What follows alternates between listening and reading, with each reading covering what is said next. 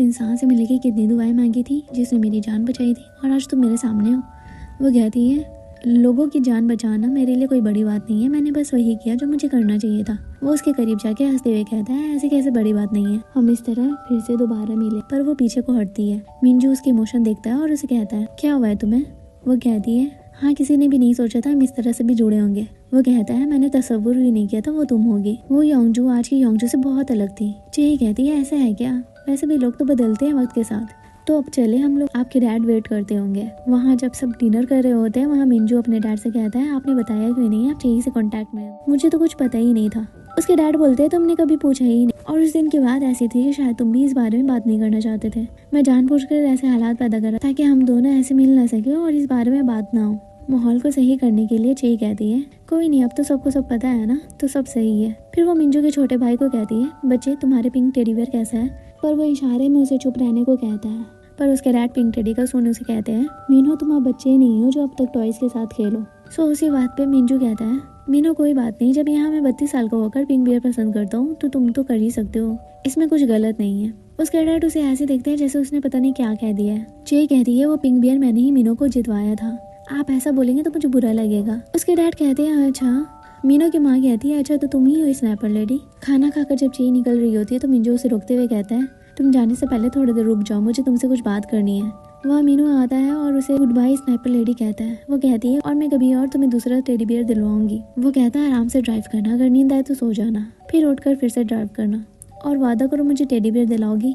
वो कहती है हाँ बिल्कुल। फिर वो मंजू को कहती है तब ठीक है मैं चलती हूँ। वो कहता है क्या नहीं रुको, पर वो वहाँ से चली जाती है। वो कहता है जरूर कोई बात है जो ये छुपा रही है। वहाँ उसकी बूढ़ी दादी पानी लेते लेते कमजोरी से गिर जाती है। उतने में चेही वहाँ पहुँचती है पर वो तब तक उठ जाती है और चेही को कुछ नहीं बताती है जब वो उनके कमरे में गुड नाइट बोलने आती है। अगले दिन बांगरियम रेस्टोरेंट में आती है जहाँ वो अपने पेरेंट्स का वेट कर रही होती है। वहाँ उसके माँ बाप आते हैं और उसकी माँ कहती है अब तो तुम बड़ी हो गई हो और अब भी तुम हमारे साथ अपने बर्थडे पार्टी मना रही हो। और ऐसी जगह पे बच्चे आते हैं। वो कहती है जब मैं यंग थी मैंने अपने दोस्तों को देखा अपने माँ बाप के साथ यहाँ आकर टाइम स्पेंड करते हुए, तो मैं भी अपने अरमान पूरी करना चाहती हूँ। उसके डैड कहते हैं इसका फिर से स्टार्ट हो गया। लंच करते वक्त बांगरियम कहती है मैं इसी साल शादी कर रही हूँ, चाहे कुछ भी हो जाए। उसकी माँ कहती है आजकल ज्यादातर बच्चे इंडिपेंडेंट होकर अकेले ही रहते हैं, तुम क्यों शादी करने के लिए इतनी उतावली हो रही हो। वो कहती है मैं एक अच्छी माँ बनना चाहती हूँ। उसकी माँ कहती है हाँ, और बेटी तुम्हारी तरह होगी। रियम कहती है हाँ, पर मैं आपकी तरह माँ बिल्कुल भी नहीं बनूंगी।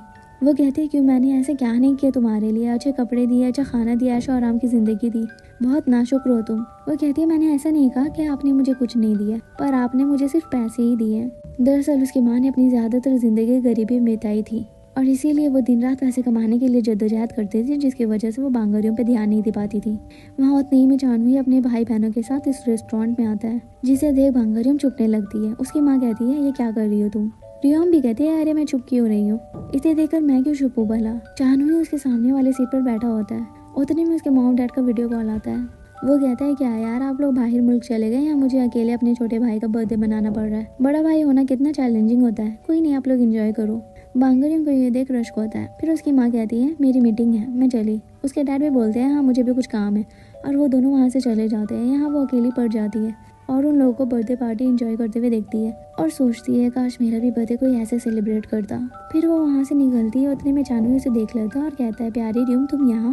फिर वो अपनी सिबलिंग्स को बोलता है मैं इनके साथ काम करता हूँ, हेलो बोलो इन्हें। फिर बांगरियम उसके भाई को बर्थडे विश करती है और फुसफुसा कर कहती है हम दोनों एक ही बर्थडे शेयर करते हैं। फिर जानवी कहता है प्यारी रियम मैं तुम्हारे साथ कॉफी जरूर पीता, पर मुझे इन्हें ड्रॉप करने जाना है। वो कहती है मैंने तुम्हें कॉफी का बोला भी नहीं है। वो कहता है नहीं मैंने तो ऐसे ही कहा ताकि तुम्हें मेरे ऐसे चले जाने से बुरा ना लगे। फिर वो अकेली किसी स्टोर में बर्गर खाती है। उतने ही में वहाँ जानवी आता है चॉकलेट सैंडविच केक लेकर। वो कहते हैं तुम मेरी इतनी केयर क्यों कर रहे हो। वो कहते हैं सवाल मत पूछो, जल्दी से कैंडल ब्लो करो और विश मांगो, प्लीज जानवी को मेरा बॉयफ्रेंड बना दो। वो हंसते हुए बोलती है क्या कहा तुमने। जानवी कहता है नहीं कुछ नहीं, और उसे हैप्पी बर्थडे विश करता है। वहाँ सुबह के टाइम मिंजू उठता है तो कहता है क्या दिलकश सुबह है। वो नाश्ता करते वक्त मायूस हुए फोटो को कहता है जी इतनी जल्दी क्यों चली गई थी, जरूर कुछ छुपा रही है वो मुझसे, मुझे कॉल करना चाहिए उसे या नहीं करना चाहिए, मैं वेट करूँ उसका। फिर कुछ देर बाद वो कहता है फोटो दिन कितना खिला खिला है ना।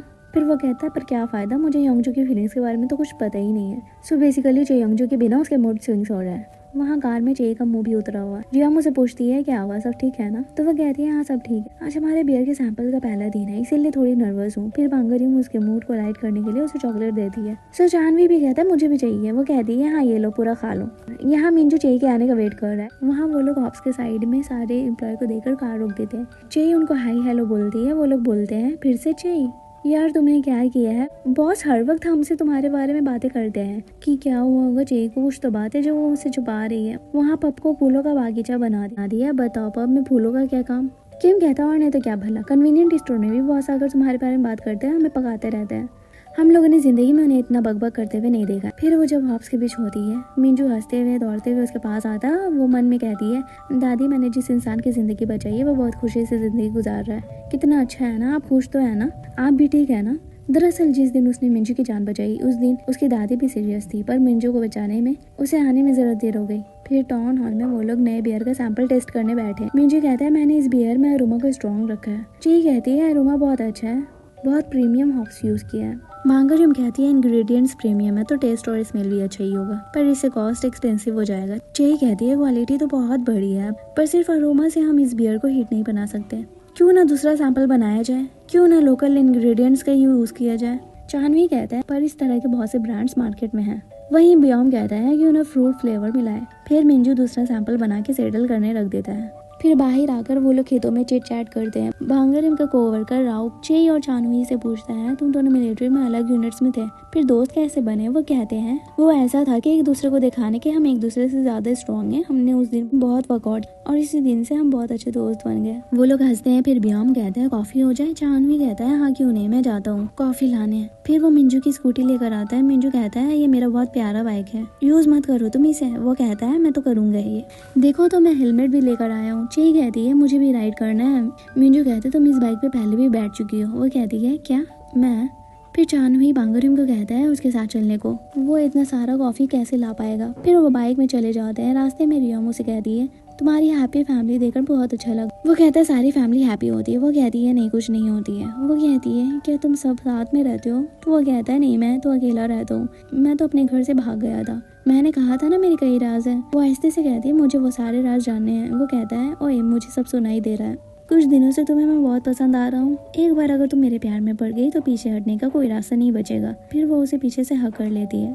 यहाँ खेतों में चे ही सोचती है अगर मैं उस दिन मिंजू से नहीं टकराई होती तो आज मेरी दादी की ऐसी हालत नहीं होती और वो तंदुरुस्त होती, पर अब क्या फायदा ये सब सोचने का। फिर वहाँ मिंजू आता है और उससे पूछता है तुम यहाँ अकेले क्या कर रही हो? वो कहती है कुछ ताज़ा हवा खाने आई थी। वो वहाँ से जाती है तो मिंजू कहता है क्या हुआ तुम्हें को, तुम मुझे अवॉइड क्यों कर रही हो? फिर वो कहता है डैड के घर पे भी लगा तुम कुछ छुपा रही हो, मैं वेट करूंगा जब तुम बात करने के लिए तैयार हो जाना तो बता देना, पर इस तरह से नजरअंदाज मत करो मुझे वरना मैं उदास हो जाता हूँ। वो कहते ही लगता है तुम मेरा माइंड पढ़ सकते, मेरे दिमाग में इस वक्त बहुत हलचल है, पर सच में इसका तुमसे कोई लेना देना नहीं है, ये मेरी अपनी प्रॉब्लम है। एक बार सब ठीक लगेगा तो मैं खुद तुमसे बात करूंगी। वहाँ बियोम आता है और चे से कहता है रिया को अभी सियोल जाना होगा। चे जाती है उसे पूछने। वो कहता है मेरे डैड बेहोश हो गए, क्या हुआ है ये देखने मुझे जाना होगा। उसे ऐसे परेशान देख मिंजू कहता है चलो हम तुम्हारे साथ चलते हैं। हॉस्पिटल जाता है तो पता चलता है उन्हें स्ट्रोक मारा है, तो जल्द से जल्द सर्जरी करनी पड़ेगी। चे उसे फॉर्म पे साइन करती देख उसे उस दिन की याद आती है जब उसने अपनी दादी के इमरजेंसी फॉर्म पे साइन किया था। चे उसे कहती है मेरी बात ध्यान से सुनना, जिंदगी में एक दिन ऐसा मोड़ आता है जहाँ पे हमें बड़ा बनना पड़ता है, जब वो पेरेंट्स जो हमेशा से तुम्हें संभालते आए हैं अचानक से उनकी सेहत नासाज हो जाती है। अब से तुम्हें ही उन्हें संभालना होगा। और वो कहता है पर मैं अभी इस काबिल नहीं हूँ, मैं कैसे सब कुछ हैंडल करूंगा। वो कहती है कोई नहीं पहले रोना बंद करो। फिर वो उसके साथ स्टोर जाकर उसके डैड के सारे एसेंशियल्स लेती है और उसे समझाती है कैसे क्या करना है, और अब से उसका काम उसका बिल ज्यादा बढ़ जाएगा तो वो कैसे ये सब करे वो बताती है, और अपने पेरेंट्स का संभालने के साथ खुद का भी ध्यान रखे। वहाँ जब वो लोग हॉस्पिटल आते हैं तो मिंजू हॉस्पिटल के सारे बिल्स पे कर देता है। राव कहता है क्या जरूरत थी, मैं हैंडल कर लेता। वो कहता है पहले मैं भी सोचता था कि मैं सब कुछ हैंडल कर लूंगा, लोगों की जरूरत नहीं है, पर कुछ लोगों की वजह से आज मैं यहाँ हूँ।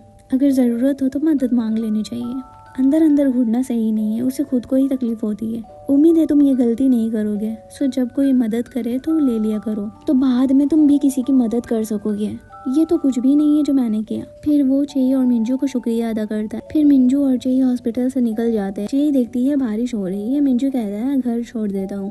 वो कहती है कोई नहीं, कैब ले लूंगी, पर वो इंसिस्ट। कार में बैठने के बाद वो उसे पूछता है तुम ठीक तो हो ना? वो कहती है मेरा क्या, अभी तो राहु परेशान है। वो कहता है जैसे तुम मुझे सब कुछ समझा रही थी, जरूर तुम भी उस मुकाम से गुजरी हो। फिर वो जब उसे घर तक ड्रॉप करता है, उसकी दादी उसे खिड़की से देख उसे अंदर बुलाती है।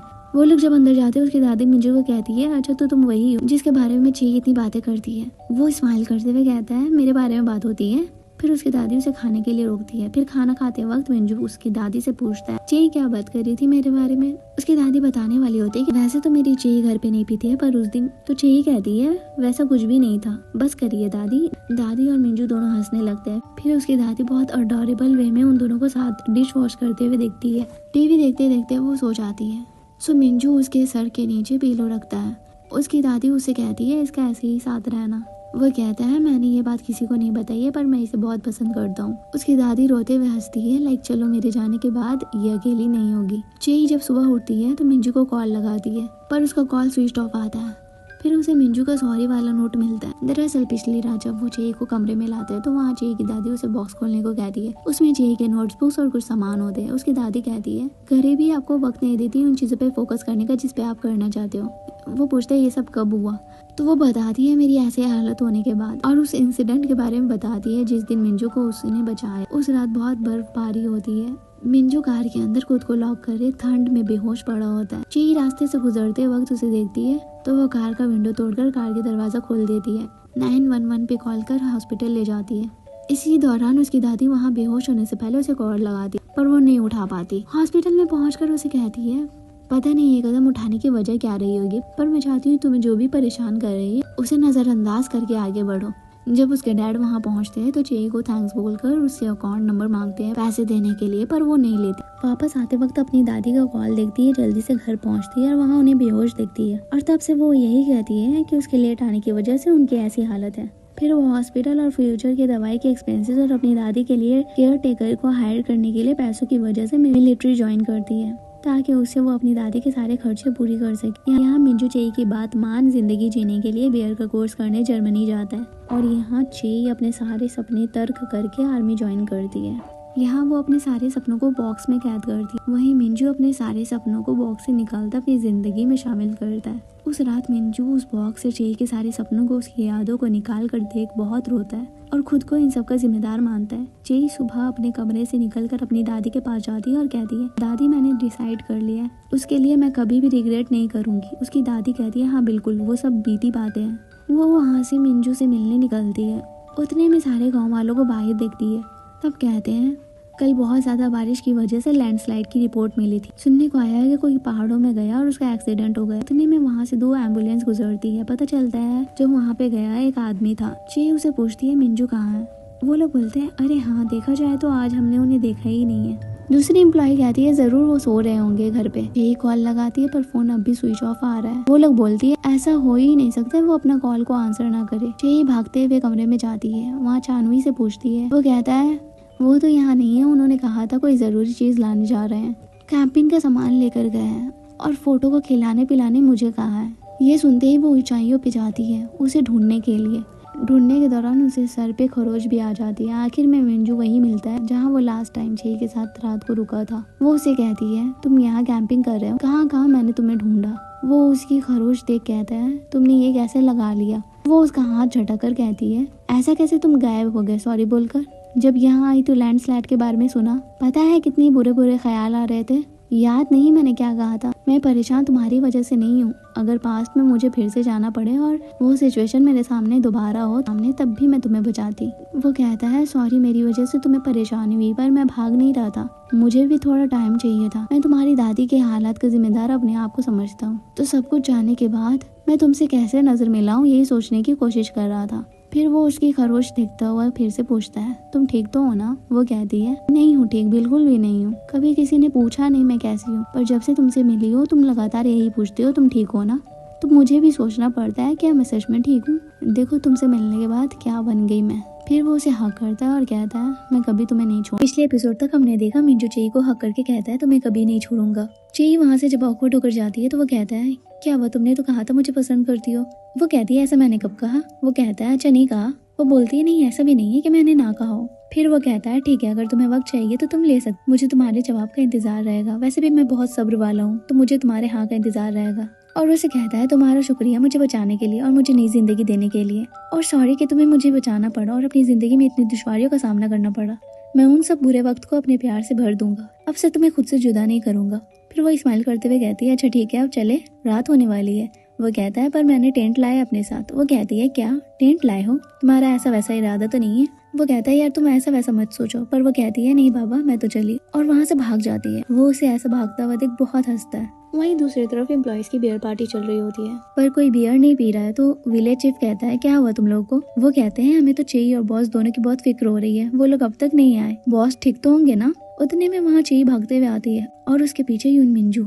वहाँ चिकन और बियर देख ची टूट पड़ती है। उन्हें देख वो सब भी खाने लगते हैं। वहाँ मिंजू ची को चिकन बढ़ाता है, उसे ठंड न लगे तो वो उसे अपना जैकेट उतार कर देता है, और उसे मच्छर ना काटे तो उसकी तरफ मस्कीटो रिपेलेंट भी रखता है। ये देख सब ऑब्वियसली समझ जाते हैं कि इनके बीच कुछ चल रहा है। वो दोनों बहनें कहती है हाँ हाँ हमें मच्छर काटे तो क्या फर्क पड़ता है, वैसे बॉस आप तो हमेशा अकेला खाया करते थे, कहाँ का चांद उठा है जो आज आप हमारे साथ खा पी रहे हो। और दूसरी बहन बोलती है आपकी आंखों से तो शहद टपक रहा है किसी को देखकर, यहाँ तो सब अपने बॉस के टांग खींच रहे हैं और वो बस मुस्कुरा रहा है। वहाँ चे कहती है नहीं ऐसा कुछ भी नहीं है, हम तो बस कॉलीग हैं, है ना। मिंजू भी स्माइल करते करते कहता है हाँ जो भी ये कह रही है वही है हम। बाहर निकलकर ची मिंजू से कहती है ऐसा कैसे तुम सबके सामने लवी डवी बन रहे थे, तुमने कहा था ना मेरे जवाब का इंतजार करोगे। वो हंसते हुए कहता है हाँ मैंने कहा था। तो वो कहती है यही जो तुम अभी कर रहे हो, तुमने मुझे मजबूर कर दिया है, अभी तो मैं ब्लॉक करती हूँ। मिंजू कहता है अच्छा तो तुम ब्लॉक कर रही हो मुझे, ठीक है तब बाद में पछताना मत और अफसोस मत करना। वो कहती है नहीं करूंगी और वहाँ से चली जाती है। अगली सुबह जब मिंजू सोकर उठता है तो अपने बगल चानवी को देखता है और उससे पूछता है ओए तुम यहाँ क्या कर रहे हो। वो कहता है तुम्हें कुछ भी याद नहीं है पिछली रात क्या हुआ। दरअसल पिछली रात दोनों अपनी दुख भरी दास्तान सुना रहे थे टून होकर। चानवी पत्ते तोड़ते कह रहा है मुझे जाना चाहिए नहीं जाना चाहिए, जाना चाहिए नहीं जाना चाहिए। वहाँ मिंजू भी पत्ते तोड़कर कहता है मैं वेट करूँ या ना करूँ, करूँ या ना करूँ। चानवी कहता है आर्यम को मैरिज ब्यूरो से एक लड़के की फोटो आई है और वो कल ब्लाइंड डेट पे जा रही है, मैं क्या करूँ। अगर वो लड़का सच में बहुत अच्छा निकला और प्यारी रियम को पसंद आ गया तो मेरा क्या होगा।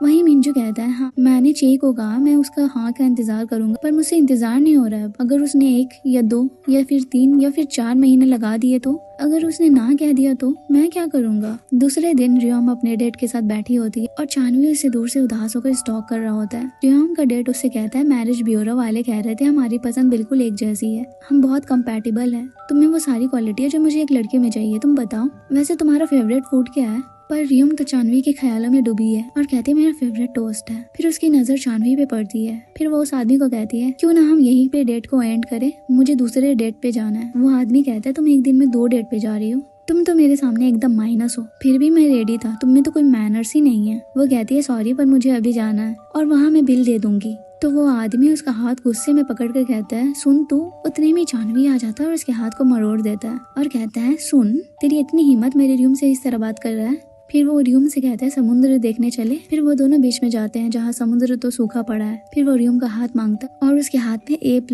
अप टू इन्फिनिटी लिखता है और कहता है उसकी हिम्मत कैसे हुई तुम्हें माइनस कहने की। वो कहती है हम डेट करें। वो तो इतना शॉक्ड होता है कि पहले कुछ जवाब ही नहीं दे पाता। फिर कहता है हाँ मैं तो इसी इंतजार में था। वो कहती है मैं हमेशा प्रैक्टिकल होकर सोचा करती हूँ पर इस बार मैं अपने दिल की सुन रही हूँ ताकि आगे जाकर मुझे कोई रिग्रेट ना हो। चानवी ब्लश करते हुए वहाँ खुशी से उछलने लगता है। यहाँ चे एक्सरसाइज कर रही है और उसे मिंजू के ख्याल आ रहे हैं। वो कहती है फोकस चे फोकस, ये क्या कर रही हो तुम। अगर आज भी उन्होंने तुम्हें सबके सामने शर्ट दिया तो कितना अनकंफर्टेबल हो जाएगा मेरे लिए। फिर वो घर जाकर देखती है ये ड्रेस अच्छा लग रहा है या वो ड्रेस, आई थिंक मुझे नई ड्रेस लेनी चाहिए और हेयर स्टाइल भी काफी बोरिंग है। उतने में उसकी दादी आ जाती है और ये सब सुन के खुश हो जाती है और ये कहती है ये सब सुनने के लिए तो मैं तरस रही थी, बहुत दिन हो गए तुम्हें शॉपिंग नहीं की, अच्छे कलरफुल ड्रेस लो और सलौ भी जाओ। वो फिर ब्योम और रॉ के साथ युल्हान ब्रूरी जाती है और कहती है बांगरियम और चानवी कहाँ रह गए। उतने में रियम चानवी के साथ उसके टोस्ट ट्रक पे आती है। वो लोग देख उससे पूछते हैं तुम इसके साथ क्यों आई हो। चानवी कहता है हम दोनों साथ हैं।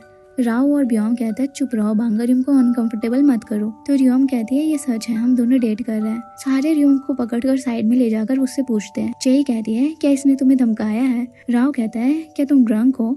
वो कहती है नहीं सच में मैंने इसे प्रपोज किया है। फिर चेई और राव अंदर जाते हैं। राव मिंजू को कहता है आपको पता है? वो कहता है हाँ पता है, रियम और चांदवी के बारे में। राव कहता है पर हमें तो जस्ट अभी पता चला, तो आप कैसे जानते हैं? वो कहता है हाँ मुझे पहले ही सब समझ आ जाता है कि कौन किसे पसंद करता है। चेई मिंजू को हेलो बोलती है पर वो सर हिलाता रिस्पॉन्स करने के बजाय। मिंजू राव से उसके डैड का हालचाल पूछता है। वो कहता है हाँ सर्जरी सक्सेसफुल रही, अब वो जनरल वार्ड में शिफ्ट है। मिंजू कहता है चलो तब मैं सैंपल लाता हूँ। चेई कहती है मैं भी मदद करती हूँ। मिंजू कहता है नहीं मैं अकेले लेकर आ जाऊंगा और वहाँ से चला जाता है। चेई कहती है किसने किसको ब्लॉक किया है, मैंने या इसने? सैंपल लाने के बाद मिंजू कहता है मैंने प्रीमियम इंग्रेडिएंट्स हटा दिए हैं और लाइट टेस्ट पे फोकस किया है। सब टेस्ट करते हैं। चेई कहते हैं ये बियर ऐसा टेस्ट कर रहा है जैसे ज्यादातर बियर्स करते हैं, इसका अरोमा भी स्ट्रॉन्ग नहीं है, ये बियर पसंद आएगा ज्यादातर लोगों को, पर वही है ये बहुत नॉर्मल हो जाएगा। वहीं बांगरियम कहती है कॉस्ट के हिसाब से मुझे सही लगा। चांदवी कहता है हाँ सही है ये बियर। बियम कहता है तो मुझे पहला वाला बियर ज्यादा अच्छा लगा। राव को भी पहला वाला बियर ज्यादा सही लगा। सो रिजल्ट 50-50 आता है। चेई कहती है सच कहूँ तो दोनों ही बियर पीकर कुछ नयापन नहीं लगा।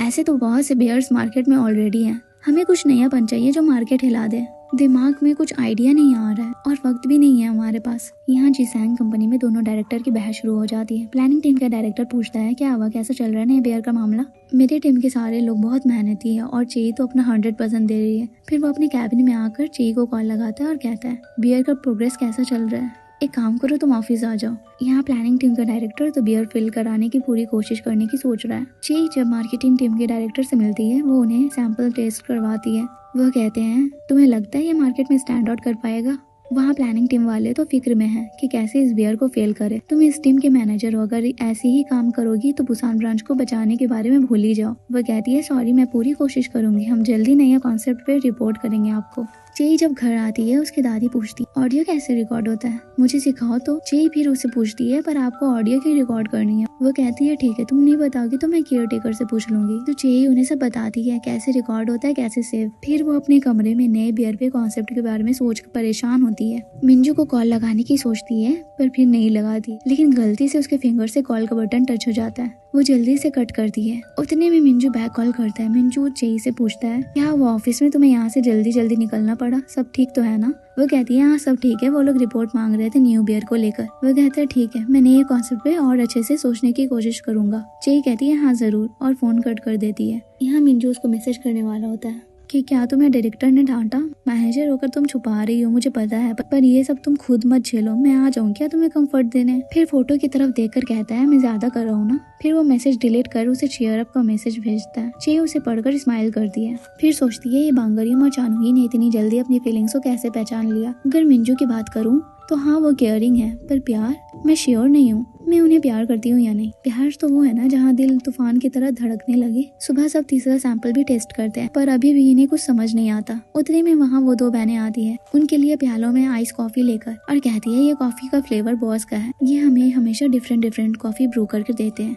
वो कहता है हाँ अपने खुद के टेस्ट की कॉफी बनाने में मुझे बहुत साल लग गए। वो लेडी चेई को कहती है चेई तुम्हें आइस अमेरिकानो पसंद है ना? वो कहती है हाँ ये मेरे टेस्ट को सूट करता है। उतने में उसके दिमाग में एक आइडिया आता है। चेई फिर सबको मीटिंग पे बुलाती है और कहती है कि एक टाइम था जहाँ सब बियर टून होने के लिए पीते थे, अब उसमें सब अपना अपना टेस्ट ढूंढते हैं, तो क्यों ना ऐसा बियर बनाए जिसे वो अपने अपने टेस्ट के हिसाब से सिलेक्ट कर सके। वो कहती है हम डिफरेंट बियर्स एक ही टाइम पे रिलीज करेंगे और लोग अपनी पसंद से उसे पियेंगे। सबको उसका कॉन्सेप्ट पसंद आता है। मिंजू कहता है हाँ और हम बियर को डिफरेंशिएट करने के लिए सबको डिफरेंट कलर्स देंगे, फ्रूट्स एक्सेट्रा डालकर। लेकिन रियम कहते हैं पर डिफरेंट बियर्स बनाने में फैक्ट्री को डिफरेंट मशीन लाइन की जरूरत पड़ेगी और उसे इंस्टॉल करने में बहुत खर्चा हो जाएगा। चेई कहती है ठीक है इस बारे में मैं कंपनी से बात करूंगी। चेई बाहर आकर अपने डायरेक्टर से इस कॉन्सेप्ट के बारे में बात करती है। उतने में एक कार आती है और उसमें से एक परी जैसी लड़की निकलती और CEO यून मिंजू के बारे में पूछती है कि मैं बैकमॉग लीगर की मार्केटिंग टीम की मैनेजर लिम जूही हूँ। चेई भी अपना इंट्रोडक्शन देती है और कहती है आप यहाँ कैसे? मिस्टर यून ने तो जिसैंग कंपनी के साथ कॉन्ट्रैक्ट साइन कर लिए।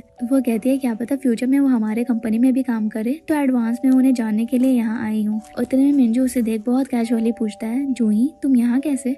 पता चलता है कि वो उसकी एक्स गर्लफ्रेंड है। वहाँ जूही और मिंजू बैठे होते हैं और चेई उनके बीच में बैठती है। जूही पूछती है तुम्हारा यहाँ क्या काम। वो कहती है जिसैंग कंपनी के मार्केटिंग मैनेजर होने के नाते मैं इन्फॉर्म रहना चाहती हूँ कि बेकमॉक लेकर क्या डिस्कशन कर रही है। वो कहती है बेकमॉक मैनेजर का पोजीशन यूज करके मैं अपने एक्स को देखने आई हूँ कि वो कैसा है, क्या कर रहा है। फिर मिंजू की तरफ देख कहती है तुम आज भी बहुत हैंडसम हो। मिंजू स्माइल करता है तो चे उसे गुर्रा के देखती है। चे पूछती है जूही से तुम लोग की मुलाकात कैसे हुई, और वो कहती है हम हाई स्कूल में क्लासमेट्स थे। ये बहुत पॉपुलर था लड़कियों में, इसके बहुत सी गर्लफ्रेंड थी। चे कहती है अच्छा बहुत सारी थी। वो कहती है हाँ ये बहुत अच्छा था, लड़कियों का दिल नहीं तोड़ता था। जब भी इसे कोई डेट के लिए पूछती थी, लेकिन आखिर में मैं इसकी जिंदगी में आई। हम दोनों के नाम मिंजू है तो सब हमें जूजू कपल कहते थे। वहाँ बाकी लोग झाड़ी में छुपकर इन तीनों को बात करते देखते हैं। राव कहता है ये तो बिल्कुल परी लग रही है। ब्याम कहता है पर मिस चे उसे घुरा कर क्यों देख रही है। चांदवी कहता है तुम लोग नहीं जानते इसे, कोई ठीक नहीं है, यहाँ किसी का खून भी कर सकती है, हमें रेडी रहना होगा इसे रोकने के लिए। वो लेट्स मोर कॉफी देखा मिंजू से कहती है कुछ याद आया, जब मैं बैलेट क्लास से वापस आती तुम बाहर ठंड में अपने जैकेट में इस कॉफी को गर्म रखते और मुझे देते।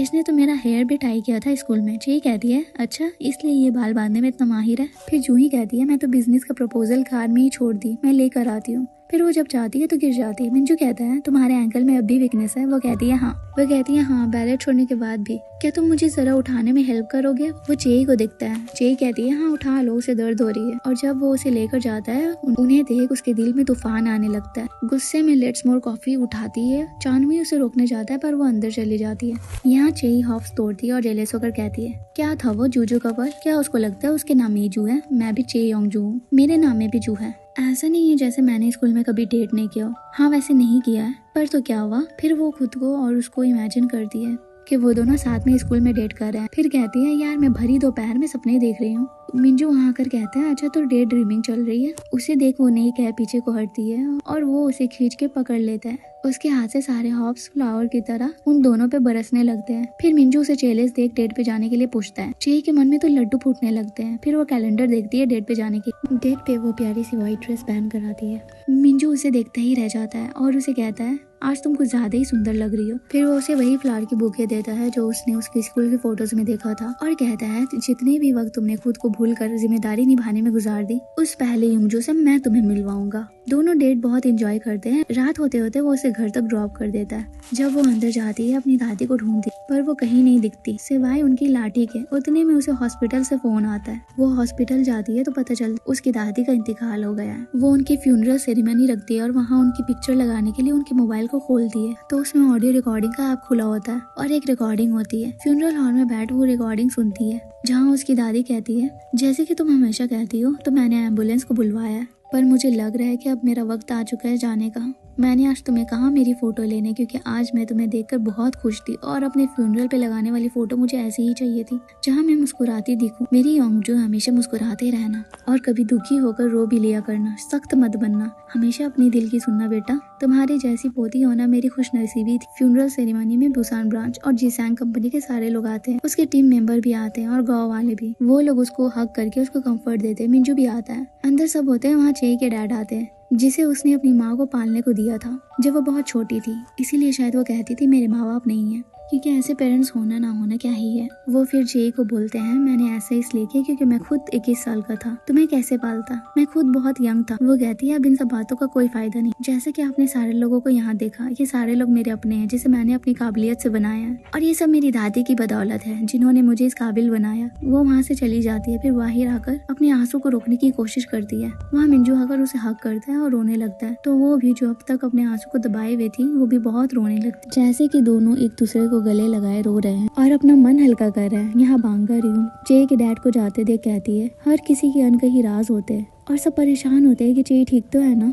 और यहाँ चे मिंजू से कहती है पहली बार इतना खुल के रोई हूँ, बहुत ऑकवर्ड लग रहा है अपने इस साइड को देखकर। वो कहता है हम रोते वक्त किसी चीज पे फोकस नहीं कर पाते क्योंकि हमारा दिमाग कहीं और होता है, तो जब रोने का मन करे तो खुल कर रो लिया करो। वो कहते हैं तुम्हारी इस बात से मुझे फिर से रोना आ रहा है। तो वो चे का हाथ पकड़कर कहता है तो रो लो जितना मन करे। फिर जब चांदवी बांगारियम को उसके घर ड्रॉप करता है तो उसका बड़ा सा घर देख कहता है तुम्हारा घर काफी बड़ा है। वो कहती है ये देखो यहाँ से वहाँ इतने सारे घर हैं, पर सिर्फ हमारे घर पे ही लाइट बुझी होती है क्योंकि हम सिर्फ 3 लोग हैं। सिर्फ बड़ा है ये घर पर घर जैसा नहीं है। क्या लगता है तुम्हें मैं बिगड़ी हुई औलाद जैसे बातें कर रही हूँ क्या, क्योंकि बाकी लोग ऐसे ही सोचते हैं। वो कहता है बिल्कुल भी नहीं, घर होकर भी घर जैसा फील ना होना सच में बहुत दुख की बात है।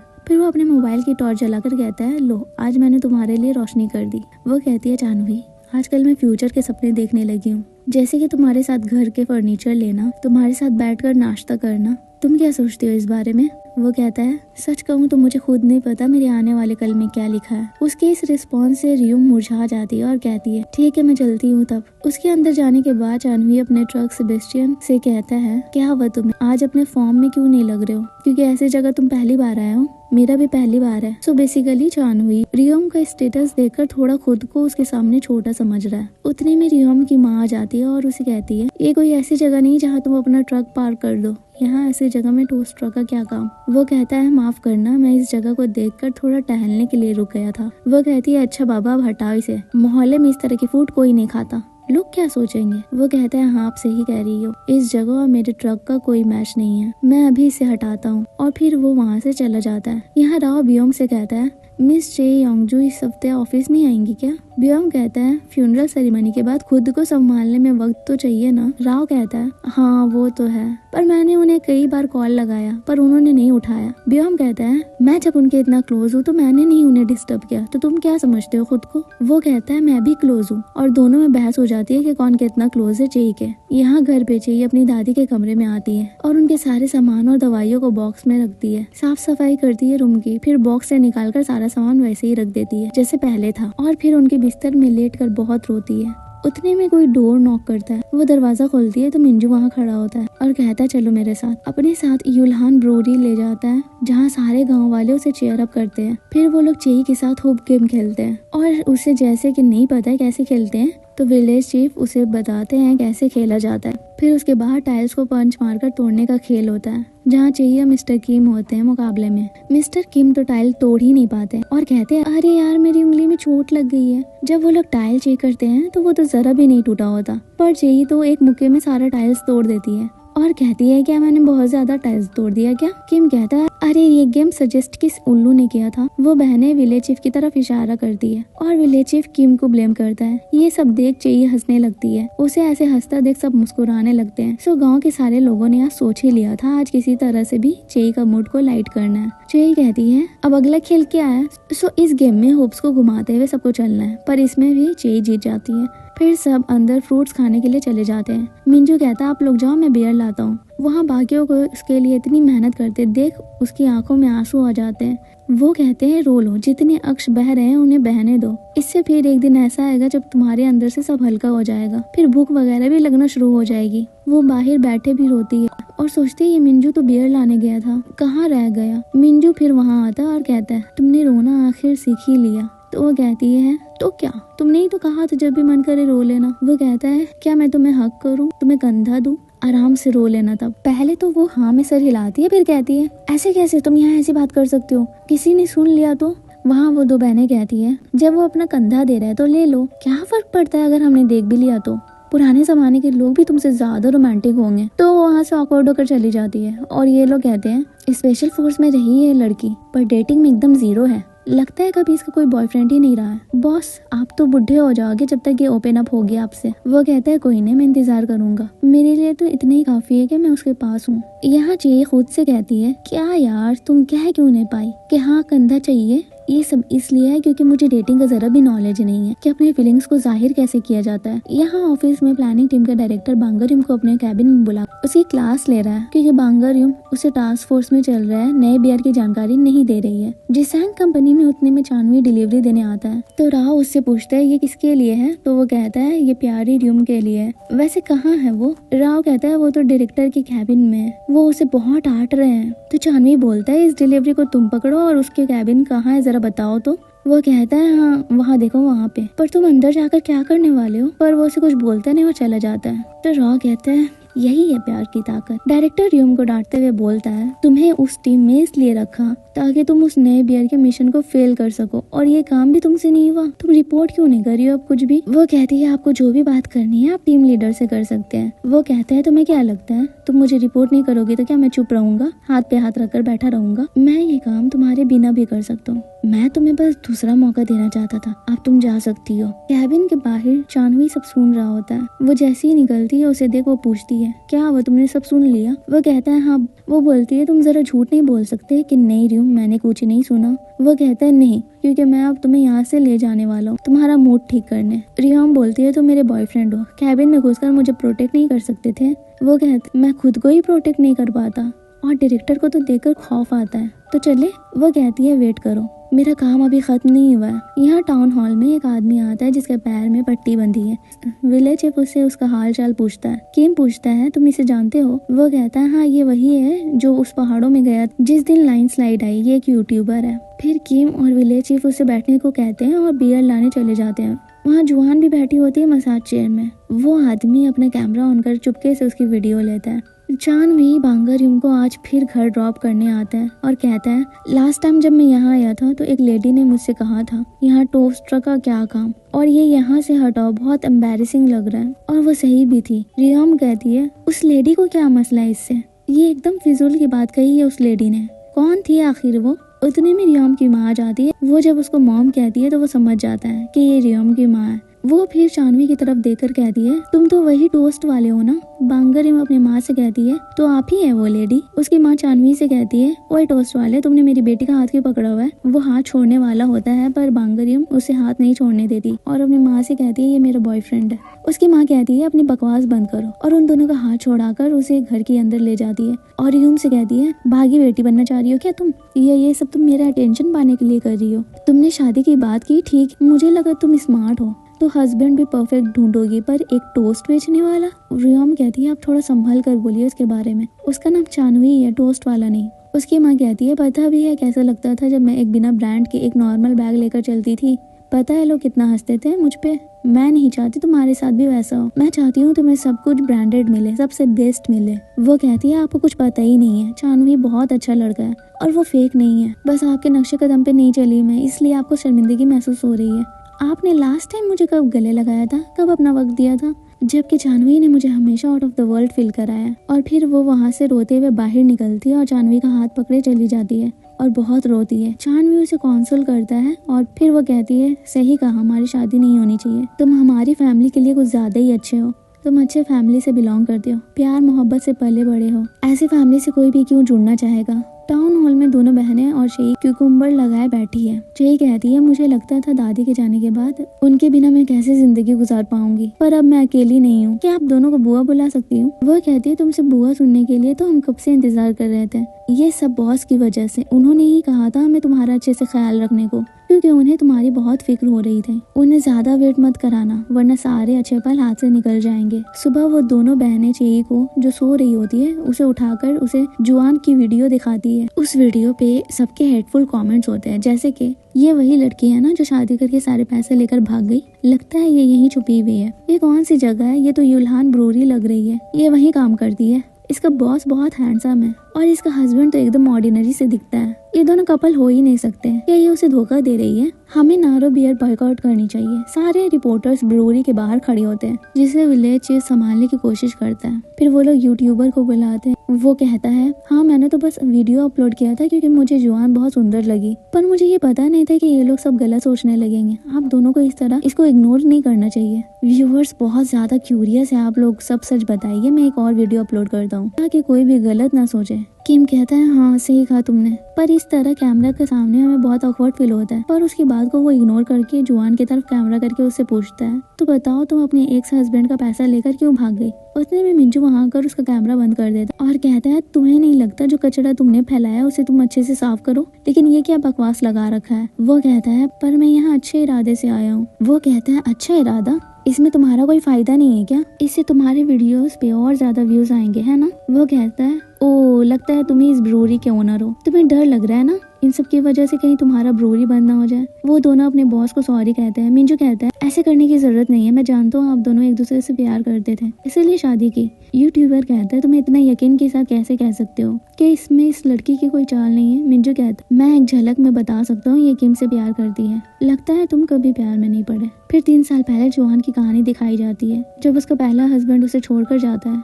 और कहता है जब तुम माँ नहीं बन सकती तो मुझे बता देती, तुमने मुझसे धोखे में शादी कर ली। वो कहती है पर मैंने तुम्हें बताया था इस बारे में और तुमने कहा था तुम्हारे लिए ये मैटर नहीं करता, सब कुछ ठीक हो जाएगा जब मैं तुम्हारे साथ कोरिया आ जाऊंगी, इसीलिए मैं यहाँ आई। वो कहता है हाँ तो अब चली जाओ अपने मुल्क। वो उससे रोते हुए कहती है तुम ऐसे छोड़कर चले जाओगे तो मैं अकेले यहाँ क्या करूंगी। वो कहता है इन सबको देख रही हूँ, यहाँ कोई तुम्हें सपोर्ट नहीं करेगा, अरे किसी को तो तुम्हारी भाषा भी समझ नहीं आ रही होगी, यहाँ से चली जाओ अब। पर वो उसे कहती है ऐसे मत छोड़ो मुझे। तो वो गुस्से में उसे मारने वाला होता है, वहाँ उतने में किम आ जाता है और उसे जोर का पंच मारता है और कहता है मैं करूंगा इसे सपोर्ट और मुझे इसकी भाषा अच्छे से समझ आ रही है, तुम कैसे किसी महिला के साथ ऐसा कर सकते हो। वो जुआन को आराम से उठाता है और उसकी भाषा में उसे कहता है इसे बैड लक समझकर भूल जाओ, मैं तुम्हारी मदद करूंगा। उसके बाद से जुआन हमेशा उसके कन्वीनियंट स्टोर में आने लगती है, जिस पे वो उसे आने से मना भी करता है ताकि लोग जुआन के बारे में कुछ बुरा ना बोले, पर वो स्माइल करते हुए उसका नाम कोरियन में लिखती है। वहाँ मिंजू भी होता है, ये देख किम को कहता है यही चांस है। दूसरे दिन वो भी जुआन का वेट करते करते कचरे साफ करते करते उसका नाम लिख देता है। वहाँ मिंजू आ जाता है और कहता है क्या हुआ, आपने हिम्मत करके उसे सब कह दिया। किम कहता है तुम रोज चले आते हो और यही कहते हो। वो बोलता है हाँ क्योंकि मैं आप दोनों की फीलिंग्स जानता हूँ। तो बात यह है कि दोनों को मिलाने में मिंजू का बहुत बड़ा हाथ रहा है। उसे किम जुआन को लेकर टाउन हॉल आता है, उसे सबसे मिलाता है और कहता है हम दोनों जल्दी शादी कर रहे हैं, इसे कोरियन ज्यादा नहीं आता है, प्लीज इसका ध्यान रखना। किम यूट्यूबर को कहता है हम क्यों अपने प्यार का सबूत दें, मेरा हर दिन स्पेशल बन जाता है जब भी मैं इसके साथ होता हूँ, हम दोनों एक दूसरे से प्यार करते हैं तभी हमने शादी की, तुम समझे ना। वहाँ चेई भी आ जाती है और किम की ये सारी बातें सुनती है। फिर जब मिंजू और चेई अकेले होते हैं तो मिंजू से कहती है मुझे तुमसे कुछ कहना है और अपनी फीलिंग्स एक्सप्रेस करने की हिम्मत करती है और बहुत नर्वस भी होती है। मिंजू उसका हाथ पकड़कर कहता है मुझे भी वही फील होता है। तो चेई भी उसे अपने प्यार का इजहार आखिर कर ही देती है। वो कहता है मैंने भी तुम्हें हर लम्हा प्यार किया। अगली सुबह युलान ब्रूरी में टास्क फोर्स बैठे, बांगर यम जानवी पे ज्यादा ध्यान नहीं देती है। वो कहता है ऐसा मत करो वरना मैं मुंह फुला लूंगा। वो कहती है हम लोगों ने अग्री किया था कि हम बस कैजुअल फीलिंग रखेंगे, उससे ज्यादा कुछ भी नहीं। ये सब मिंजू भी नोटिस करता है। इतने में वहाँ चेई आ जाती है और जोश खरोश के साथ मीटिंग स्टार्ट करती है। सब फोर्थ सैंपल भी टेस्ट करते हैं, टेस्ट अच्छा होता है पर अभी भी उसमें कुछ कमी होती है। बाद में फिर चेई डेट पे जाने के लिए नए नए ड्रेस शू पहनती है, नए बैग लेकर परफ्यूम लगाकर निकलती है। मिंजू उससे देख कहता है क्या बात है, सब कुछ नया है, किसे इम्प्रेस करने का इरादा है वैसे। फिर वो भी कहता है देखो मैंने भी सामने से थोड़ा हेयर सेट किया। फिर जब मिंजू उसे घर पे ड्रॉप करता है तो बहाना करता है अरे मेरे शर्ट पे खाना गिर गया था तो साफ करना जरूरी है, और उसके घर चला जाता है। वहाँ चेई सोचती है क्या करूँ, टीवी ऑन करूँ या फिर ऐसे ही बैठी रहूँ। मिंजू वॉशरूम से बाहर आता है तो वो उसे जूस के लिए पूछती है। वो कहता है क्या हुआ, इतनी ऑकवर्ड क्यों लग रही हो तुम, जैसे किसी लड़के को इतनी रात के टाइम पे कभी घर पे नहीं बुलाया तुमने। वो कहती है अरे नहीं वो कभी हाँ नहीं बुलाया। तो फिर वो जूस निकालती है तो मिंजू उसके रूम के अंदर जाता है ये चेक करने, अब तो उसका रूम खाली खाली नहीं है ना। फिर हॉल में आकर टीवी ऑन करके कहता है मुझे एक शो देखना है। वो कहती है तुम्हें जाना नहीं है। वो कहता है हाँ टीवी शो खत्म होने के बाद चला जाऊंगा। अगले दिन मीटिंग में सब बियर पे बियर टेस्ट कर रहे हैं और सबको पसंद आता है। वो बियर चेई अपने डायरेक्टर को टेस्ट भी कराती है, उसके डायरेक्टर को भी अच्छा लगता है। मिंजू चेई के घर उसके सारे सामान को बॉक्स से निकालकर उसके कमरे में सजाने लगता है। फिर वो उसे सॉन्ग के एल्बम्स और सीडीज की शॉप ले जाता है जहाँ वो कुछ एल्बम देखकर कहती है इसे मैं बहुत सुना करती थी स्कूल के टाइम पे। वो उन सारी रिकॉर्डिंग्स और अपने और उसके अच्छे लम्हों की पिक्चर से उसके रूम को सजाने लगता है। उसे प्यारे प्यारे कॉफी कप भी देता है और उसे कहता है ऐसी 10 चीजों के बारे में सोचकर बताना जिसे तुम पसंद करती हो ताकि हम दोनों उसे रिक्रिएट कर सके। वो सुबह अपने रूम में जाती है, कमरा इतना सजा हुआ देखती है, आईने में खुद को स्माइल करते देखती है और अपनी दादी से कहती है पहले कभी इतना आईना नहीं देखा करती थी पर अब मैं खुद को अच्छी लगने लगी हूँ। नेक्स्ट मॉर्निंग आखिरकार वो 3 डिफरेंट बियर बना लेते हैं। अब उसे नाम देने के बारे में सोचते हैं। फिर उन लोग के दिमाग में आता है तीनों बियर भले ही टेस्ट में अलग है पर तीनों एक ही टीम से बिलोंग करते हैं जैसे कि वो लोग। तो चेई कहती है टुगेदर कैसा रहेगा।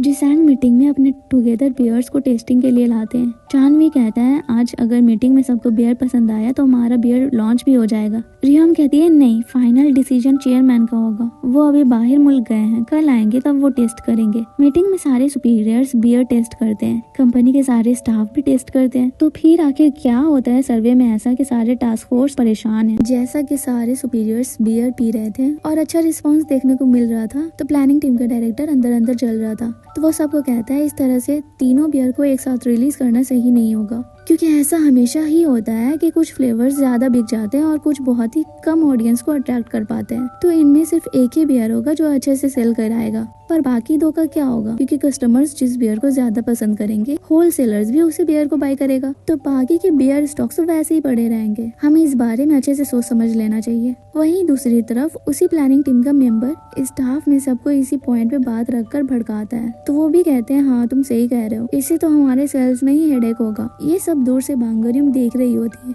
और आखिर होता वही है जिसका उसे डर था। बियर लॉन्च करने का रिजल्ट उनके हक में नहीं होता है। चे के डायरेक्टर कहते हैं तुम्हें थोड़ी और मेहनत करनी चाहिए थी, तुम्हें ऐसा प्रोडक्ट बनाना चाहिए था जिसमें कोई गलती ना निकाल सके। चेयरमैन कल इसे टेस्ट करने वाले थे, अब बताओ इसका क्या होगा? मुझे तो कुछ समझ नहीं आ रहा है। वो कहती है मुझे लगता है चेयरमैन को टेस्ट अच्छा लगेगा और मैं इस बियर को लेकर बहुत कॉन्फिडेंट हूँ। जब वो डायरेक्टर के कैबिन से बाहर आती है तो प्लानिंग टीम का डायरेक्टर कहता है अरे यार बहुत बुरा हुआ, तुम लोग का ये टेस्ट तो बहुत बुरी तरह से फेल हो गया। वो कहती है आप कुछ ज्यादा ही जल्दी डिसाइड नहीं कर रहे हैं, अभी चेयरमैन की बारी बाकी है। वो कहता है जब सुपीरियर्स ने इसको फेल कर दिया तो चेयरमैन का इससे पास करने का सवाल ही नहीं उठता है। यहीं रुक जाओ वरना फिर आगे तुम्हें ही दुश्वारी होगी।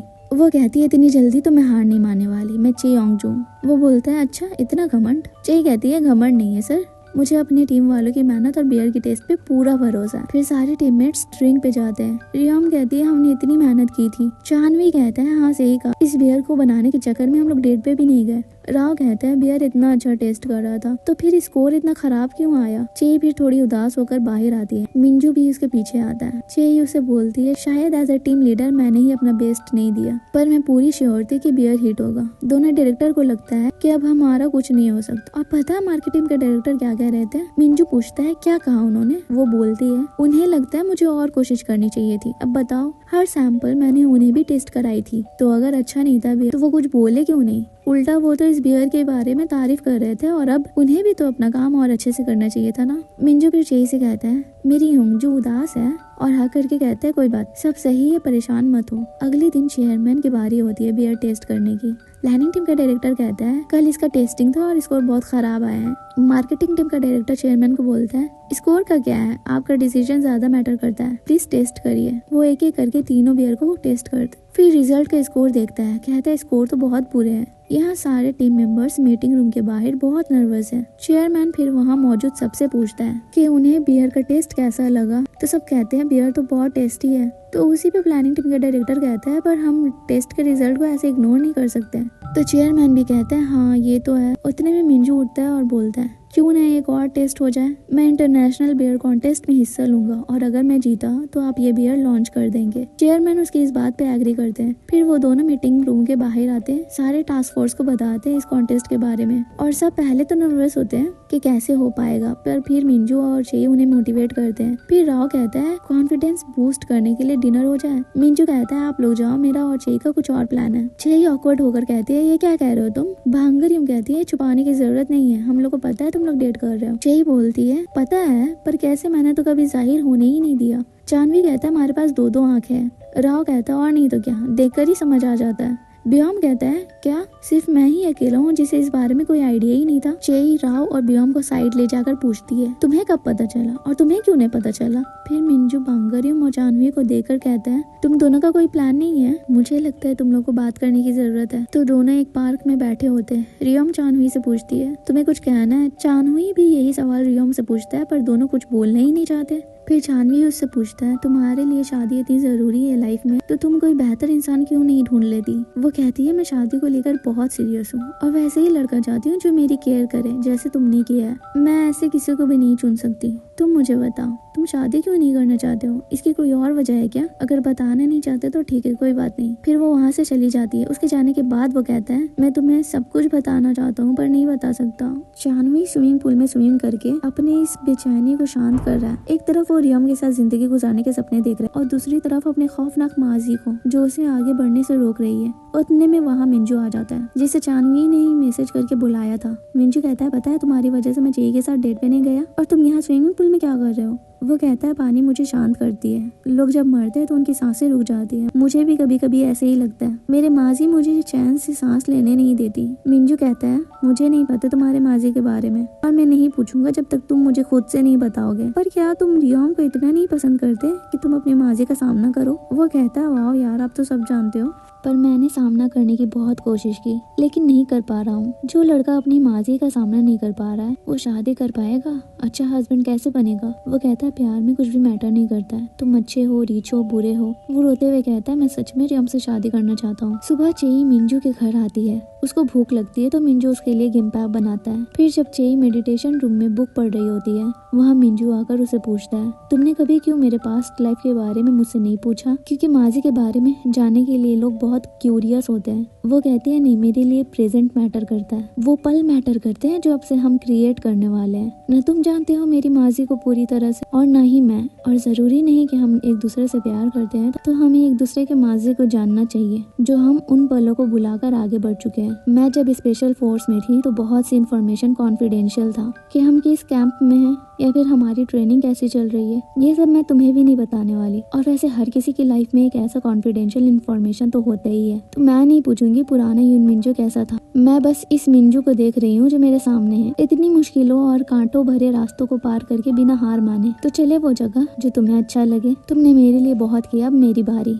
यहाँ चानहुई बांगरियम को अपनी शादी न करने की वजह बताने के लिए शूटिंग रेंज लेकर आता है और वहाँ शूटिंग करता है और रुकता नहीं है। तो बांगरियम चिल्लाती है बाहर से बस करो तुम। फिर वो बाहर आता है, कहता है क्या हुआ, मैंने डरा दिया तुम्हें? अगर मैं कहूँ कि मेरी गोली से किसी की जान गई है तो वो कहती है मजाक मत करो। वो कहता है ये मजाक नहीं है। यहाँ चेई मिंजू को टाउन हॉल ले जाती है जहाँ सारे एम्प्लॉयज और उसके मॉम डैड और मीनो मौजूद होते हैं उसके बेटे का नया बियर टेस्ट करने के लिए। फिर वो दोनों बहनें मिंजू के डैड से पूछती है आखिर बात क्या है, आप अपने बेटे से इतनी दूरी क्यों बनाए रखते हैं? तो उनकी वाइफ कहती है ये ऐसे ही है।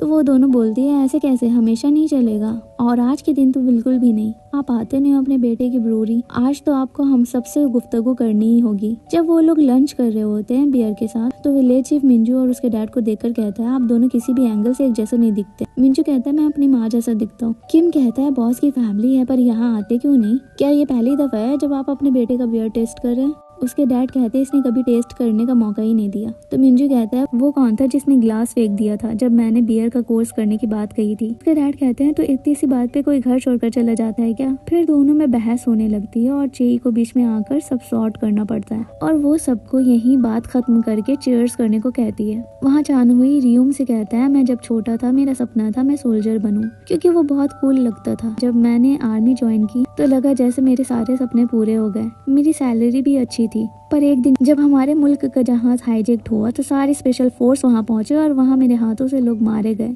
मैं नहीं दिखाना चाहता था कि मैं कमजोर हूँ, इसीलिए खुद ही इस बेचैनी को झेल रहा था। पर मैं कह नहीं पा रहा था, मैं खा नहीं पाता था। मुझे बस उनके खून के धब्बे याद आते थे। मेरे फैमिली के लोग भी मुझे देखकर कुछ खाया पिया नहीं करते थे, इसीलिए उनके भले के लिए मैं घर छोड़कर निकल आया। क्या तुम संभाल पाओगी मेरी इस बेचैनियों को? जिंदगी भर के लिए सह पाओगी? सो ऐसा है कि जरूरी नहीं कि हमें वो काम करना चाहिए जो हमें कूल लगे, क्योंकि चानवी ऐसा इंसान नहीं है जो अपने हाथ से किसी को मरता हुआ देखे, चाहे फिर वो उसका दुश्मन ही क्यों ना हो। इसीलिए जब उसके हाथ से कोई मरा तो उसे उस हादसे का ट्रॉमा आज तक उसका पीछा नहीं छोड़ा। पैनिक अटैक आते हैं उसे जब भी वो सब याद करता है। उसे फिर से पैनिक अटैक आने लगता है। वो बाहर जाता है और उसके पीछे बांगरियम और उसे वो गले लगाकर कहती है अगर तुम्हें लगता है कि मैं तुम्हारी इन बेचैनी से परेशान हो जाऊंगी, तुम्हारे कुछ ना खाने पीने से मैं भी खाना पीना बंद कर दूंगी, तो मैं वादा करती हूँ मैं ऐसा कुछ भी नहीं करूंगी, बस तुम मुझे छोड़कर मत जाओ। यहाँ चेई मिंजू को बियर से भरा बॉक्स देकर ऑर्डर देती है कि जब तक पूरा खत्म न हो जाए आना मत। फिर वो जाता है जहाँ उसके डैड बैठे होते हैं। वो कहता है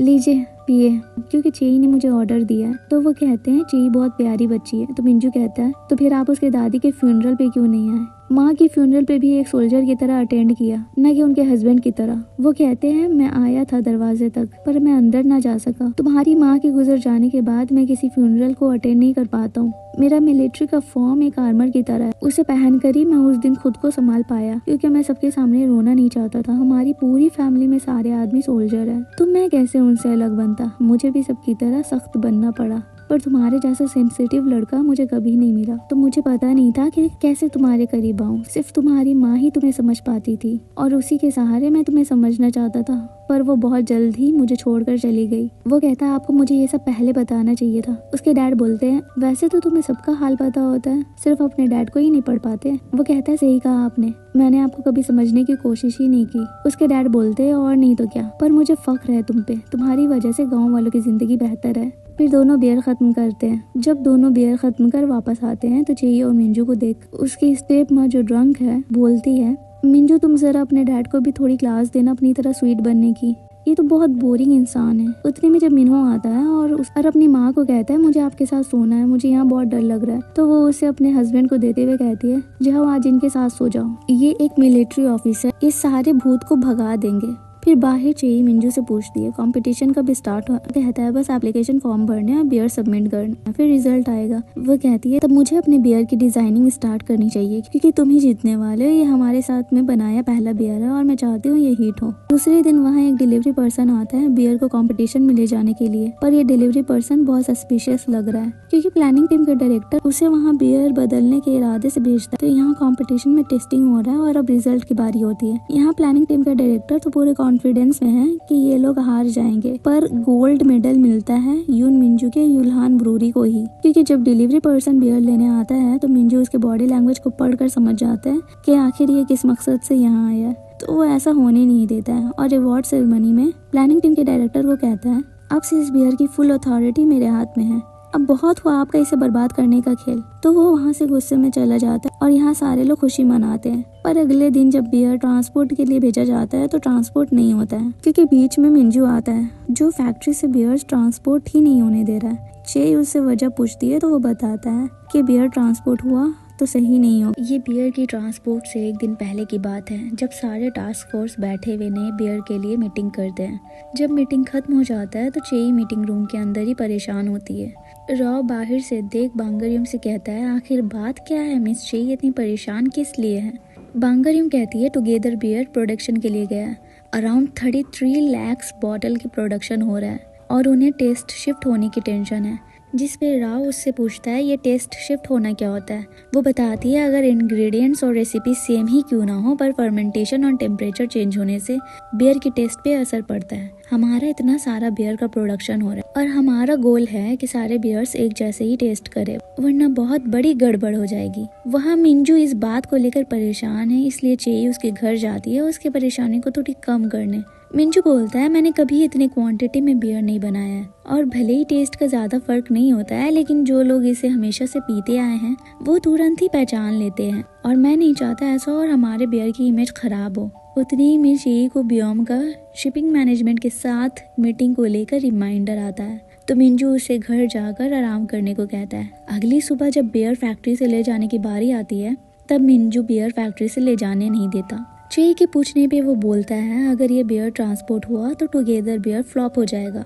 फिर वो उसे बियर टेस्ट कराता है और एक ही बियर डिफरेंट टेस्ट कर रहे होते हैं तो वो कहता है फैक्ट्री के फर्मेंटिंग टैंक की वजह से टेस्ट शिफ्ट हुआ है। तो वो चेई से कुछ और वक्त मांगता है ताकि वो बियर की टेस्ट को पहले जैसा सही कर सके, पर चेई बोलती है बियर तो आज ही ट्रांसपोर्ट करना होगा वरना लोगों का हमारे ऊपर से भरोसा उठ जाएगा। फिर दोनों में बहस शुरू हो जाती है। मिंजू का मानना है कि टेस्ट ही हर बार अलग आएगा तो हमारी बियर कौन पसंद करेगा। चेई का मानना है कि सारे होलसेलर्स उनकी बियर का वेट कर रहे हैं, अगर वो टाइम पे उन्हें बियर नहीं देंगे तो फ्यूचर में वो सब हम लोग पे कभी ट्रस्ट ही नहीं करेंगे। हमारा वैसे भी $5 मिलियन पैसा लग चुका है। तो वो कहता है अगर ये बियर ठीक से सेल ही नहीं हुआ तो वैसे ही हमारा लॉस होगा। चेई के लिए प्रॉमिस इम्पोर्टेंट है और मिंजू के लिए बियर का टेस्ट परफेक्ट होना। चेई उसे घर जाने को कहती है क्योंकि यहाँ कंपनी में मीटिंग होने वाली है और इसे सब रिपोर्ट करना होगा। मिंजू उसे कहता है कि हमें पता लगा है कि प्रॉब्लम क्या है तो ये हमारी रिस्पॉन्सिबिलिटी है कि हम इसे ठीक करें, वरना आगे जाकर हमें ही बहुत बड़ी मुसीबत उठानी पड़ेगी। लेकिन चेई कहती है मैं जिसैंग कंपनी में काम करती हूँ, मैं बंधी हुई हूँ, मुझे सबके डिसीजंस मानने ही होंगे और जैसा तुम कह रहे हो वो लोग कभी इस बात को नहीं मानेंगे। और मिंजू को उन लोगों पे सब छोड़कर जाने को कहती है। मिंजू के जाने के बाद उसको भी अच्छा नहीं लग रहा होता है। मिंजू के बात को ध्यान में रखते हुए वो अपने डायरेक्टर को बियर अभी रिलीज ना करने की बात करती है। वो समझाने की कोशिश करती है कि अगर टेस्ट डिफरेंट आएगा तो ये बियर ज्यादा दिनों तक चल नहीं पाएगा और आगे चल के इससे भी बड़ा लॉस होगा। वो कहता है तुम्हें समझ भी आ रहा है तुम क्या बोल रही हो, $5 मिलियन कोई छोटी रकम नहीं है और कस्टमर्स इतनी छोटी सी टेस्ट की डिफरेंस को नहीं पहचान पाएंगे। चेई के चले जाने के बाद वो फैक्ट्री के मैनेजर को कॉल लगाता है और बियर जल्द से जल्द शिफ्ट करने को कहता है। चेई बाहर आकर सबको सब बताती है और उसके बिना ही मीटिंग ज्वाइन करने को कहती है। ये सब प्लानिंग टीम का मेंबर सुन लेता है और अपने डायरेक्टर को खबर करता है। फिर उसके डायरेक्टर इस मौका का फायदा उठाकर कुछ और ज्यादा बुरा करने की सोचता है। चेई जब कंपनी के बाहर निकलती है तो मिंजू वहाँ खड़ा होता है। वो घर नहीं गया था बल्कि उसका इंतजार कर रहा था उसे डिनर पे ले जाने के लिए। रेस्टोरेंट में बैठकर जय उसे कहती है तुम ठीक तो हो ना, क्योंकि तुम्हारे बियर को ना रिलीज कर पाने वाली बात को लेकर भी मैं कुछ कर नहीं पा रही हूँ। वो बोलता है सॉरी, मैं सिर्फ अपने बारे में सोच रहा था, मुझे सबके बारे में भी सोचना चाहिए था। उतने में चे को काम के लिए कॉल पे कॉल आते हैं और वो चे को और उसके ऑफिस के बीच पिसता देख बहुत दुखी होता है। चे जल्दी से घर जाकर शिपिंग मैनेजमेंट के मैनेजर को फर्स्ट बैच बियर का ईमेल भेजती है। वहाँ फिर बांगर यूम आती है बियर लेकर। दूसरी तरफ युल्हान ब्रूरी में मिंजू मुरझाया हुआ आता है और दोनों बहनें उसके साथ बियर पीती है। चे रियोम से बोलती है मैं चाहती हूँ अगर मिंजू गुस्सा है या दुखी है तो मुझे जाहिर करे वो। यहाँ मिंजू कहता है मैं चे पे गुस्सा नहीं कर सकता क्योंकि मैं जानता हूँ उस पर क्या बीत रही है। चे इस बात की शिकायत कर रही है कि आखिर वो दोनों साथ में गुस्सा और दुखी क्यों नहीं हो सकते। चे फिर कहती है मिंजू हमेशा एडजस्ट कर लेता है, मेरे ना कुछ बोलने पर भी मुझे समझ लेता है, पर मैं उसे समझ नहीं पाती हूँ जब तक वो खुद से ना बोले। यहाँ मिंजू सोचता है कि चे एक तो वैसे ही बहुत परेशान रहती है और मैं ऊपर से अपने दिल का हाल सुनाकर उसमें इजाफा नहीं करना चाहता। एक हफ्ते बाद टुगेदर की तीनों बियर हर जगह रिलीज हो गई है, पर चे खुश नहीं है। वो बस इस उम्मीद में है कि टेस्ट में कोई इशू ना निकले। उतने में उसके घर वो दो बहनें आती है उसके लिए टेस्टी खाना लेकर। चे उनसे मिंजू के बारे में पूछती है कि वो कैसा है। वो इस हफ्ते उससे टच में नहीं थी क्योंकि वो बहुत बिजी थी। वो लोग बोलती है हमें पता है तुम क्यों उससे टच में नहीं थी। वो बोलती है मैं भी चाहती हूँ हम बाकी कपल्स की तरह लड़े झगड़े और फिर पैचअप करें, पर मेरी जिंदगी में वैसे ही बहुत से मसले हैं इसलिए मैं इग्नोर कर रही हूँ उसे। वो लोग बोलती है उसे सब पता है फिर भी वो तुम्हारा वेट कर रहा है, दिन रात बियर बनाता रहता है और आराम तो करते ही नहीं है वो। एक दिन तो वो बियर बनाते बनाते बेहोश भी हो गए थे। चे ये सुनकर परेशान हो जाती और भागकर युल्हान ब्रूरी जाने के लिए निकलती है। वहाँ किम और विलेज चीफ अपने बॉस को जबरदस्ती आराम करने के लिए कमरे में लेकर आते हैं, पर वो बोलता है नहीं मुझे बियर का टेस्ट सही करना है। तो वो दोनों उसकी बात नहीं सुनते और कहते हैं जब आप अच्छे से रेस्ट नहीं करोगे तो बियर कैसे बना पाओगे। और चे को कॉल लगाने वाले होते हैं ये कंप्लेन करने के लिए कि उसका कंपनी तो बहुत ज्यादा काम करा रहा है, पर वो मना करता है ताकि वो ये सब सुनकर खुद को ना ब्लेम कर ले, क्योंकि वो चे को दुख नहीं पहुंचाना चाहता। वो उन दोनों को वहां से जाने को बोलते हैं। उतने में वहाँ चे आ जाती है तो उसे देख मिंजू उससे उसका हाल चाल पूछने लगता है और उसकी फिक्र करने लगता है और बोलता है कि टेंशन ना ले, बियर का टेस्ट को वो सही कर देगा। चे कहने लगती है मैंने सुना है तुम बेहोश हो गए थे, तुम कुछ मुझे बताते क्यों नहीं हो। मैं कैसे जान पाऊंगी जब तुम कुछ बताओगे ही नहीं। मैंने कहा था ना मैं पास्ट वाले मिंजू के बारे में नहीं जानती, भले ही वो सब कुछ अकेले संभालता था बिना किसी को कुछ बताए, पर अब इस मिंजू के साथ मैं खड़ी हूँ और चाहती हूँ ये मिंजू मुझे अपनी हर तकलीफ बताए। वो कहता है मैं जानता हूँ पर मैं ऐसा नहीं कर सकता क्योंकि मुझे पता है दूसरों की इमोशंस को फील करना कितना हेवी होता है और मैं नहीं चाहता तुम्हें भी ऐसा फील हो। जब इस बात का एहसास होता है कि मैं तुम्हारी परेशानियों की वजह हूँ तो ऐसा लगता है जैसे कि मैं मर रहा हूँ। चे कहती है तो हमें क्या करना चाहिए इस बारे में बताओ। मिंजू उसके इमोशंस देख समझ जाता है, उसे डर लगने लगता है कहीं ये सब कुछ एंड तो नहीं करना चाहती। चे फिर वहाँ से चली जाती है और फिर वापस आकर कहती है हम ब्रेकअप नहीं करेंगे, इस तरह एक दूसरे को दुख देने से अच्छा हम फोकस करें कि हम क्या कर सकते हैं और अपने इमोशंस को सॉर्ट आउट करने की कोशिश करते हैं और जब ये सब कर लेंगे हम तब हम फिर एक दूसरे से मिलेंगे। यहाँ मिंजू जॉगिंग कर रहा है मेडिटेशन करने के बजाय और वहाँ चे मेडिटेशन कर रही है जॉगिंग करने के बजाय। भांगरियम चे को रिमाइंड कराती है कि टुगेदर के दूसरे सप्लाई उन्हें नेक्स्ट वीक तक प्रिपेयर करना होगा, उसके लिए उसे मिंजू से मुलाकात करनी ही होगी। फिर जानवी कहता है हनी चलो यहाँ से, हमें भी खुद पे फोकस करना होगा, हमारे सामने भी मुसीबतों का पहाड़ है। दरअसल जानवी रियम के मॉम और डैड को इम्प्रेस करने में लगा हुआ है। जानवी अपने मैजिकल टोस्ट से उन्हें इम्प्रेस करना चाहता है। वो रियम के डैड को बुलाने जाता है साथ में बैठकर टोस्ट खाने के लिए, पर उसके डैड कंप्यूटर छोड़कर निकलना ही नहीं चाहते। वो कहता है मेरे टोस्ट के लिए सारे ऑफिस के वर्कर्स लाइन लगाकर वेट करते हैं, तो आपको भी मेरा टोस्ट टेस्ट करना है तो बाहर तो निकलना पड़ेगा। टोस्ट के साथ बियर भी है। बियर का नाम सुन रियम के डैड बाहर आ जाते हैं। वो बोलते हैं मैं जब भी घर पे बियर पीता हूँ कोई भी मेरे साथ नहीं पीता।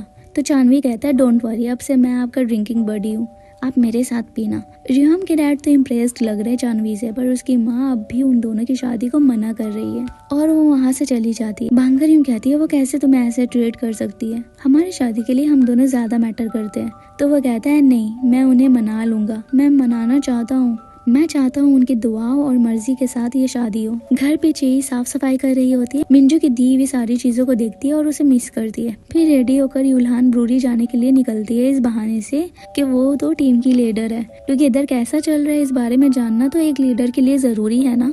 वो जैसे ही दरवाजा खोलती है मीनू को पाती है। वो बोलता है मैं एक अच्छी न्यूज लेकर आया हूँ, टुगेदर बियर फिर से पहले जैसा टेस्ट कर रहा है। फिर वो चे को सब बताता है अपने बारे में खुलकर और बोलता है तुम्हें राइस पसंद है पर मुझे ब्रेड अच्छा लगता है, तुम्हें डरावनी मूवी अच्छी लगती है पर मुझे रोमांटिक मूवी पसंद है, और कहता है कि माफ करना पर हम शूटिंग डेट पे नहीं जाएंगे, वो मुझे बहुत बोरिंग लगता है और हम सिर्फ तुम्हारे कंपनी के बियर्स ही नहीं पियेंगे बल्कि बाकी बियर्स भी ट्राई करेंगे। चे उसको ऐसे खुल के अपनी ओपिनियन देते देख बहुत खुश होती है। फिर वो दोनों एक आर्टिकल पढ़ते हैं जिसमें उनके टुगेदर बियर के क्वालिटी इशू के बारे में छपा है। जिसैन कंपनी जब वो लोग पहुंचते हैं तो वहाँ बाहर रिपोर्टर्स की लाइन लगी होती है। अंदर जाते हैं तो सब वैसे ही परेशान दिख रहे हैं। चे फिर मीटिंग रूम जाती है जहाँ ऑलरेडी मार्केटिंग टीम के डायरेक्टर की क्लास लग रही है कि आखिर उसने इस फॉल्ट के बारे में फर्स्ट बैच के निकलने से पहले क्यों नहीं डिस्कस किया। और प्लानिंग टीम का डायरेक्टर अलग उसमें घी डाल रहा है कि मैंने तो कहा था कि ऐसा कुछ होने वाला है। चे वहाँ पे सुपीरियर को कहती है हमने सोचा था कि उस आर्टिकल का रिप्लाई में एक और आर्टिकल छापेंगे और मामला को ठंडा करेंगे, पर आर्टिकल तो आग की तरह फैल रही है। ऐसा लगता है कि कोई पहले से इस बियर की क्वालिटी के बारे में जानता था और इसी का फायदा उठाकर उसने ये सब काम किया है। तो सुपीरियर उस इंसान को ढूंढने को कहता है जो इस आर्टिकल का जिम्मेदार है। प्लानिंग टीम का डायरेक्टर बोलता है उसे ढूंढना जरूरी नहीं, हमें कंपनी का इमेज सही करने की जरूरत है और नए बियर की प्रोडक्शन को रुकवाने की। चे तो उसको शक की नजरों से देख रही होती है और यहाँ ऑफिस में सारे टीम मेंबर्स प्लानिंग टीम के उस मेंबर को पकड़ते हैं जिसपे उन्हें शक था। वो लोग मिंजू की तरफ इशारा कर उसे कहते हैं ये जो दिख रहे हैं तुम्हें ये ह्यूमन लाइट डिटेक्टर है, तो झूठ मत बोलना, तुम जानते थे ना पहले से इन सब के बारे में। बहुत पूछताछ करने के बाद वो सच बताता है कि उसके डायरेक्टर ने बेकमॉक वालों को इस आर्टिकल के बारे में बताया। यहाँ मीटिंग में सीनियर कहता है अगर चेयरमैन तक न्यूज़ गई तो सबकी जॉब जाएगी, इसीलिए उस धोखेबाज को ढूंढकर हमें आर्टिकल छापना होगा कि किसी ने जलन में ये सब छपा दिया था। उतने में वहाँ बांगरिम आती है जो सारे सबूत प्लानिंग टीम के डायरेक्टर के ऑफिस से लेकर आई है और अपनी गलती का भी इकरार करती है कि वो पहले अपने डायरेक्टर को इस बियर से रिलेटेड रिपोर्ट किया करती थी। सो जो भी पनिशमेंट होगी वो मानने को तैयार है। पर चे कहती है मैं इस बारे में जानती थी और यम को वार्निंग दी, उसके बाद वो हमेशा लॉयल रही है। फिर सीनियर प्लानिंग टीम के डायरेक्टर को रिजाइन करने को बोलता है। वो गुस्से में वहाँ से चला जाता है। फिर मिंजू को बाहर देख वो उस पे गुस्सा करता है कि ना चेयरमैन उसे यहाँ लाता और ना ही उसे कंपनी छोड़नी पड़ती। वो गुस्से में कैबिन में आके खुद से कहता है मैंने हमेशा काम में नंबर 1 आने की कोशिश की, हमेशा सबके जाने के बाद ऑफिस से जाया करता, सब मजे करते ड्रिंक करते, मैं अपने काम किया करता, इस मुकाम तक पहुंचा। वहाँ मिंजू आकर उसे कन्फ्रंट करता है कि हाँ उसे पता है कि उसने यहाँ तक पहुँचने में बहुत मेहनत की है और आईना भी दिखाता है कि इस जगह पे खुद को गिराने वाला भी वही है। वो कहता है जरूरी नहीं जब किसी के साथ गलत हो या नाइंसाफी हो तो वो ये सब करे, इससे वो खुद को ही चोट पहुंचाता है। यहाँ चे सजेस्ट करती है हम सारे कस्टमर्स को रिफंड करने की कोशिश करेंगे और यून मिंजू उसी दौरान रीलॉन्च की प्रिपरेशन करेगा और चे जाएगी बेकमॉक लेकर उस इंसान को सबक सिखाने जो ऐसे रूमर्स फैला रहा था। प्लानिंग टीम का डायरेक्टर दूर से उन्हें साथ काम करते देख रहा था और समझ गया था कि किसी भी काम को नंबर 1 करने के लिए टीम वर्क बहुत जरूरी होता है। और जो वो ये सब ईगो में कर रहा था क्योंकि उसे कॉन्ट्रैक्ट नहीं मिला नए बियर का, उसे ये सोचना चाहिए था बियर कोई भी बना रहा हो पर फायदा पूरे कंपनी को होता है और पूरा कंपनी नंबर 1 पे आता है। वो कैबिन में यही सब सोचता है और बाहर सुनता है उसका वही आदमी जो उसे सारी खबरें लाकर देता था, वही उसके इस हाल पे हंस रहा था दूसरों को बता बता कर। उसे अपना सबक मिल ही गया था। जिस इंसान को हम इतने एपिसोड में हेट कर रहे थे उसके नजरिए से भी हमने देखा जो भी उसने मेहनत की इतने आगे तक आने की और लास्ट में अपनी बेवकूफ़ी से सब खत्म कर दिया। पहले तो अपनी ईगो से और दूसरी टीम को साथ लेकर ना चलने से। वो फिर अपना सारा सामान बॉक्स में रख कर वहाँ रिजाइन लेटर रख कर चेहरे पर एक स्माइल कर वहाँ से ये सबक सीख कर निकल जाता है। यहाँ चे तैयार है काला कपड़ा पहनकर बेकमॉक को सबक सिखाने के लिए।